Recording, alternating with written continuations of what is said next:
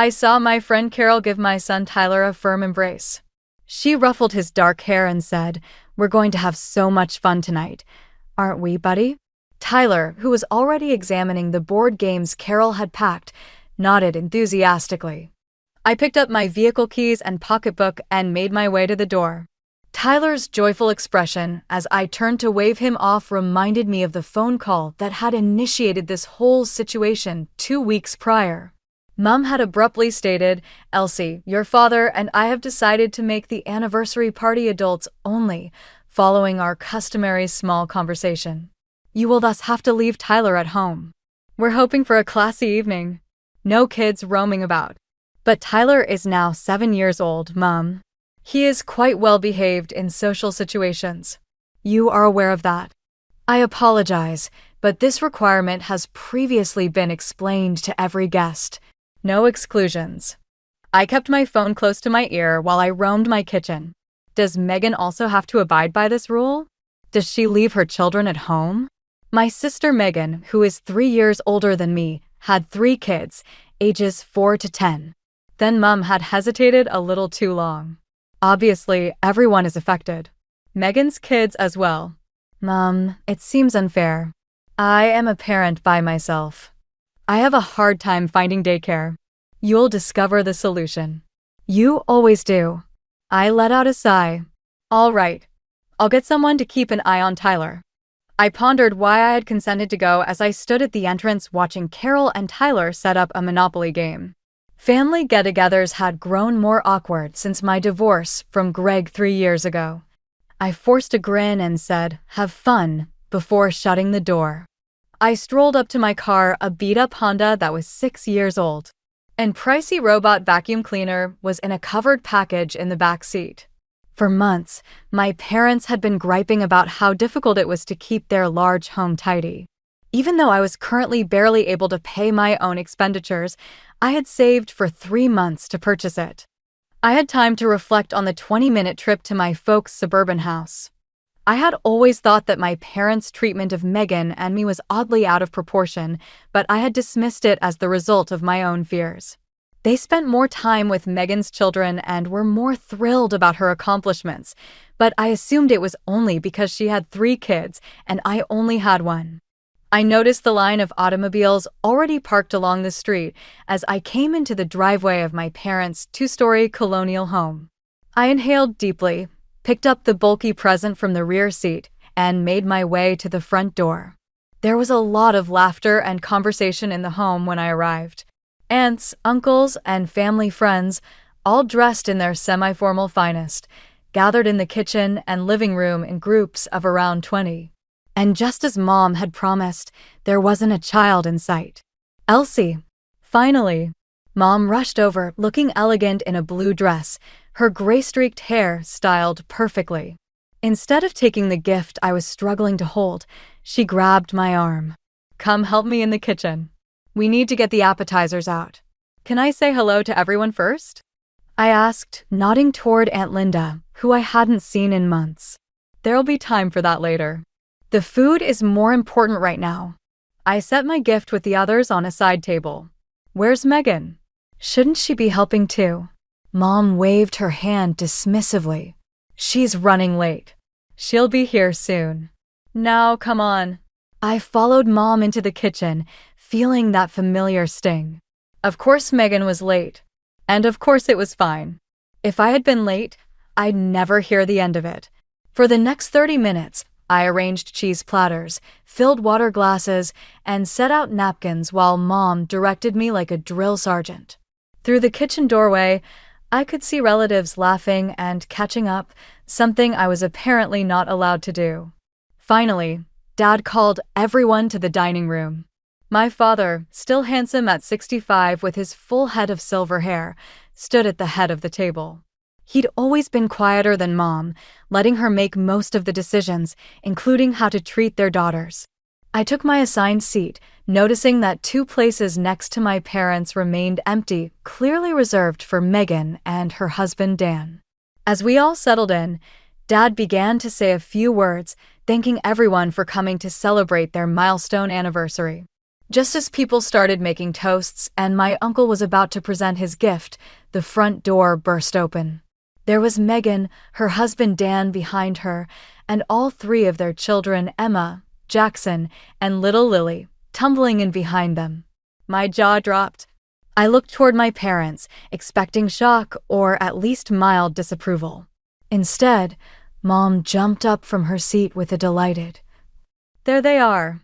She rushed over to hug each grandchild, cooing and fussing over them. Dad beamed proudly. I sat frozen in my chair, watching as Megan and Dan took their places at the table as if nothing was amiss. Mom quickly set up a small table in the corner of the living room for the kids, bringing them plates piled high with food. From where I sat, I could hear Megan's children shouting and giggling, making more noise than Tyler ever would have. And yet, my parents just smiled indulgently in their direction. I gripped my water glass so tightly I thought it might shatter. All I could think was, why does she get to break the rules? Why are her kids allowed when mine isn't? But I said nothing.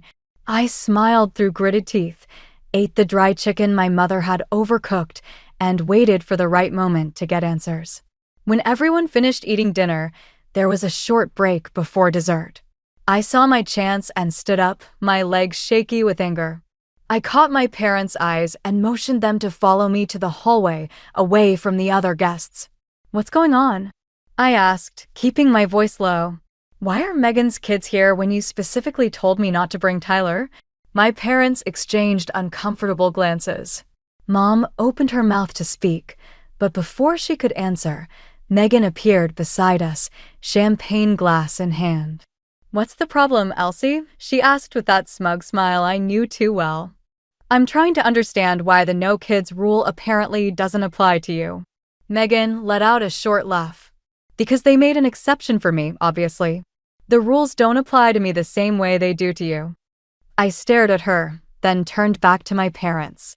"Is that true?" "Tyler is well behaved. He would have sat quietly through dinner. Why wasn't he allowed to come?" Mom finally sighed. "It's just.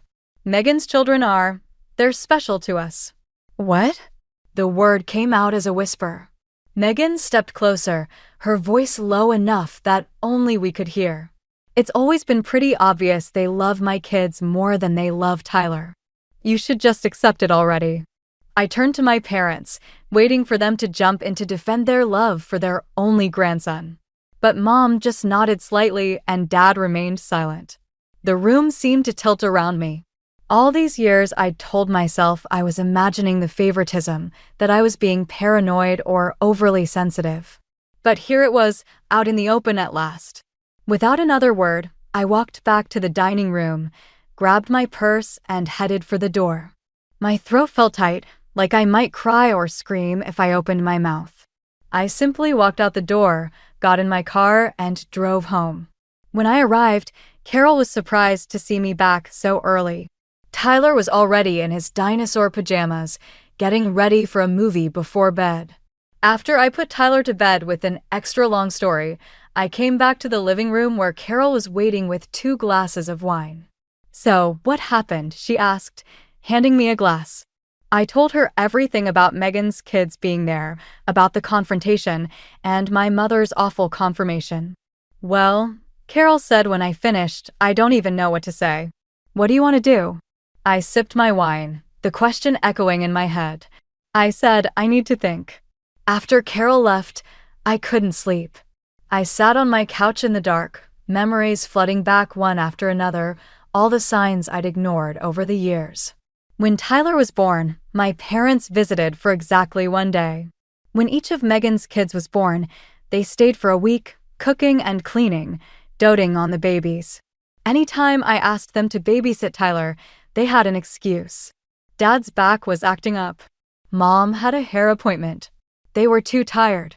But they regularly took Megan's kids for entire weekends. The worst was during my divorce. I was drowning in legal meetings and court appearances because Greg was fighting me for every cent. I begged my parents to watch Tyler, who was only 3 at the time. "We can do it," Mom had said, "but we'll need to be compensated for our time." I'd been shocked. "You want me to pay you to watch your grandson?" Childcare is expensive these days, Dad had added. We're on a fixed income. So I paid them the going rate for a professional babysitter in our area, which they had researched and presented to me. Meanwhile, they regularly watched Megan's kids for free. There was the time Tyler got the flu. I couldn't miss work. I'd already taken too many days off dealing with divorce proceedings. When I called my parents, Mom said, "We'll need double the usual rate if he's sick. We can't risk catching something at our age." And the Christmas gifts. Megan's kids always got expensive electronics, clothes from trendy stores, and the latest toys. Tyler got practical items, socks, educational books, a cheap watch last year that broke within a week. How had I not seen it clearly before? Or rather, how had I allowed myself to keep making excuses for them? And then there was the money. 3 years ago, Mom had called me in tears. "The property taxes went up again," she'd said. "And with your father's medication costs, we just can't make ends meet anymore." I'd immediately offered to help. "How much do you need?" "Maybe $1,000 a month," she'd suggested tentatively. "Just until we get back on our feet." 3 years later, I was still sending them $1,000 every month, no questions asked. Money that could have gone into Tyler's college fund. Money that could have allowed me to fix the leak in my bathroom ceiling or replace my aging car.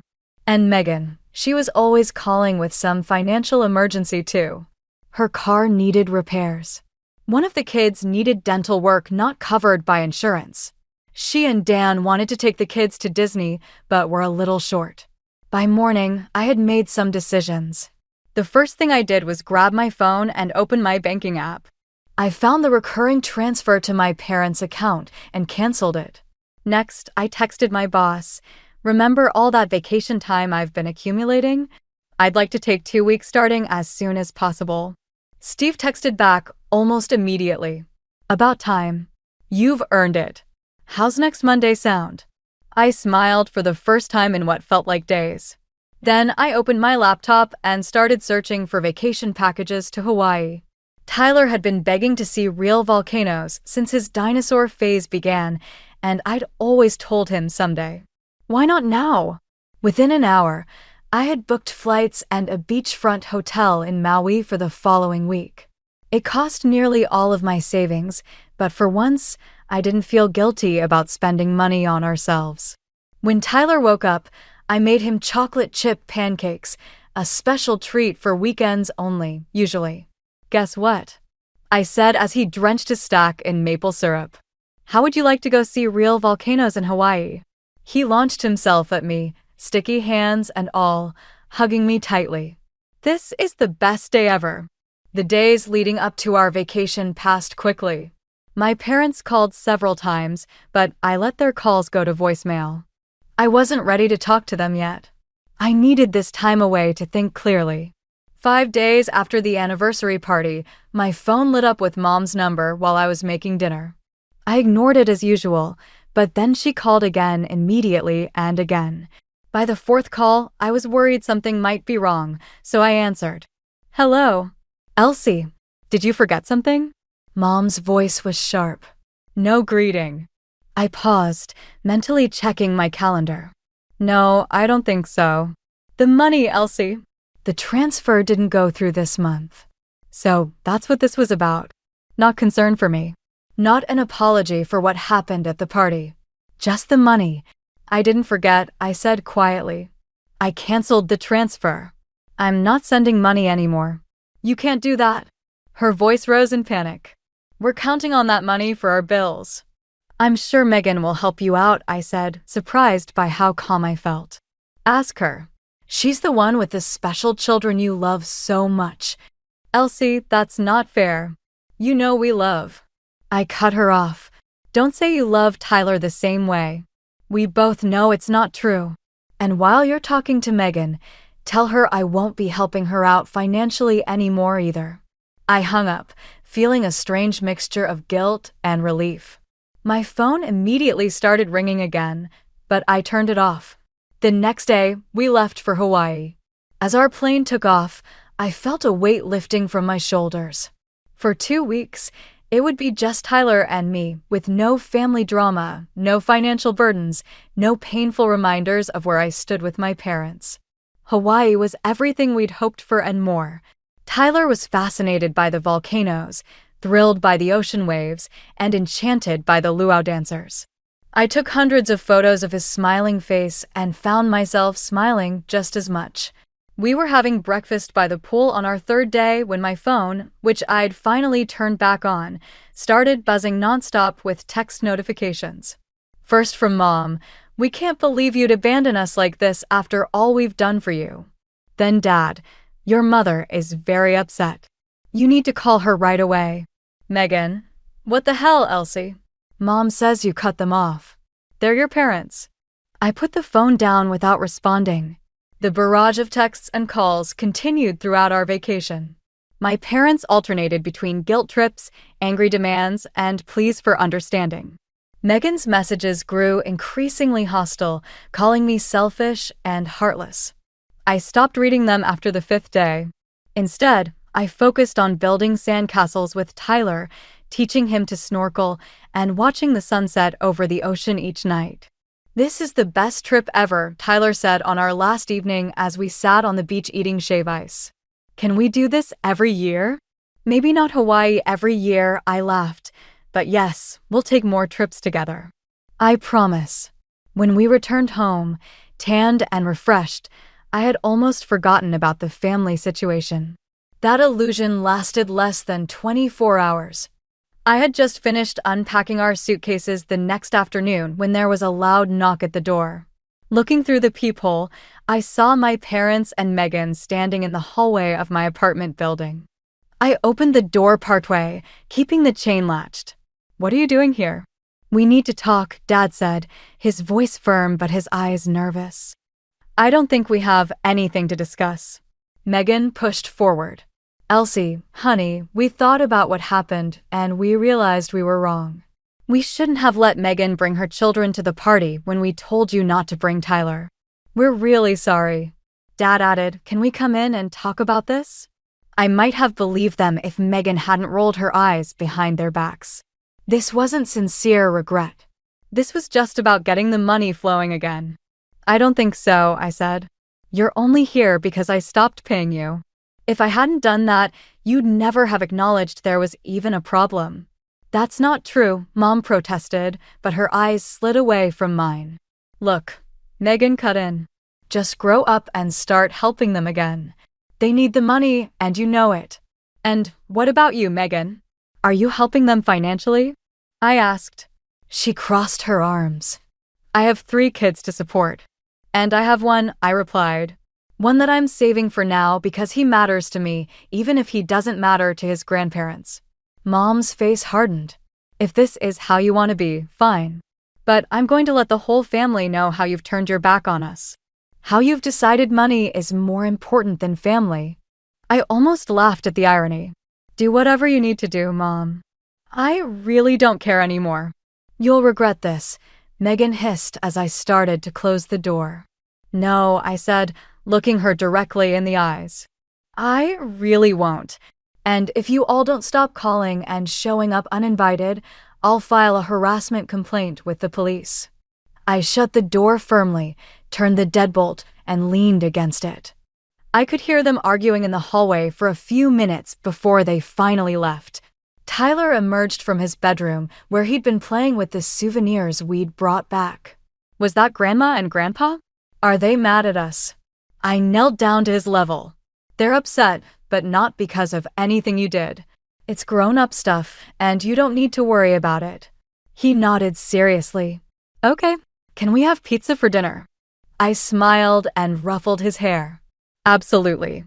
That night, after Tyler was asleep, I sat down with my laptop and created a new savings account specifically for his college fund. Into it, I transferred the $1,000 I would have sent to my parents. For months had passed since that confrontation at my door. For months of no family dinners, no holiday gatherings, no casual phone calls asking how my day went. For months of peace. My cousin Rachel called about 5 months after the door incident. "Your mom is telling everyone you abandoned them," she said. She said that you cut them off financially without warning and now they can't pay their bills. Did she mention that I've been giving them $1,000 a month for 3 years? I asked. Or that they paid me nothing but demanded payment to watch their own grandson? Rachel was silent for a moment. No, she left that part out. So what really happened? Elsie asked. I told her everything. The anniversary party, the favoritism, the years of unequal treatment. When I finished, Rachel sighed heavily. I'm so sorry. I had no idea it was that bad. I mean, I noticed they seemed more excited about Megan's kids, but I thought it was just because she had more of them. That's what I told myself too for a long time, I replied. Rachel hesitated before continuing. Your mom got a part-time job at the library. Your dad's cutting back on his golf games. They're managing, but it's definitely an adjustment for them. I absorbed this information, surprised at the twinge of guilt I felt. And Megan? I asked. From what I hear, she and Dan had to cancel their annual beach vacation. Apparently, they're all blaming you for their financial troubles, Rachel said. Sounds like they're all learning some valuable life lessons. I said, trying to sound indifferent, but it wasn't my concern anymore. I couldn't make their financial problems my responsibility again. I used the extra money I now had to fix up our apartment, new paint in the living room, a better mattress for Tyler, the bathroom ceiling repair I'd been putting off for 2 years. I started contributing more to my 401k and adding steadily to Tyler's college fund. We took weekend trips to the zoo, the science museum, the water park 2 towns over, small adventures that made Tyler's eyes light up the way they had in Hawaii. I even started dating again, casually, just coffee or dinner while Tyler was at a friend's house or with Carol. Nothing serious yet, but it felt good to remember I was more than just a mom and a daughter. Last week, I came across an old photo album while cleaning out the hall closet. Inside were pictures from my childhood, birthdays, holidays, family vacations. Looking at them now, I noticed something I'd never seen before. In almost every picture, I was reaching toward my parents, a hand outstretched, leaning in their direction, always seeking connection. They were almost always turned slightly away, focused on something else. Usually Megan. There was one photo that hit me particularly hard. My 5th birthday party. I was blowing out candles on a cake, but neither of my parents was looking at me. They were both watching Megan, who was reaching for a present that wasn't hers to open.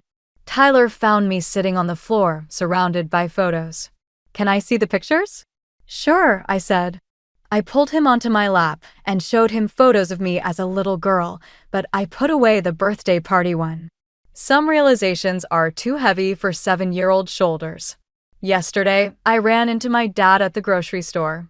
It was the first time I'd seen any of my family members since the confrontation at my door. He looked older somehow, the lines in his face deeper. We stood awkwardly in the produce section, neither sure what to say. How are you? He finally asked. Good. We're good. How about you and Mom? Managing? He shifted uncomfortably. Your mother's working at the library now. I heard she doesn't like it much. Says the supervisor is too demanding. I nearly grinned. Mom had never liked having her actions dictated to her. That's terrible. We now get some assistance from Megan. But not as much as you did. That was meant to make me feel bad, I think. It didn't. How's Tyler? I was surprised when Dad inquired. He's fantastic. He joined a soccer team last spring and excelled in math. Dad gave a nod. That's excellent. He was always a bright youngster. Did he say this about my son for the first time? I was unable to recall another. Well, Dad replied as he looked at his watch, I'd better leave. In the car, your mother is waiting. All right. Inform her that I greeted her. Do you think you might come by sometime? He asked when he paused. Bring Tyler over, perhaps. Desperate for any indication of approval, the previous version of myself would have seized this opportunity. However, I was no longer that person. I don't think we're ready for that yet, Dad. Slowly, he nodded. I understand. It didn't really matter that I wasn't certain he did. His comprehension was no longer necessary for my mental well-being. I said, "Take care," and I meant it. I didn't wish them bad in spite of everything. I simply could not continue to burn myself alive to keep them warm. I felt somewhat lighter as I completed the checkout process and made my way to my car. I had anticipated that seeing my dad would reignite old wounds, but it didn't. Rather, it had validated my intuition that I had made the proper choice for both Tyler and myself. I'm not sure whether I'll ever be able to make amends with Megan or my parents. Perhaps one day, if they are able to sincerely own their wrongdoing and make apologies. However, I'm not waiting for that day to arrive by holding my breath or putting my life on pause. I'm concentrating on creating the greatest life possible for Tyler and myself right now. He deserves a mother who respects herself enough to confront injustice. And I'm worthy of donning my own oxygen mask first. Life is too short, as they say, to waste it seeking unfulfilled acceptance. You're too valuable to squander on individuals who can't or won't show you the kind of love you deserve. Despite how difficult it was, I'm glad I eventually learned that lesson. For Tyler and I are free now. Free to establish our own customs as a family. Free to be in the company of individuals who truly care about us. Free from restrictions and comparisons to live and love.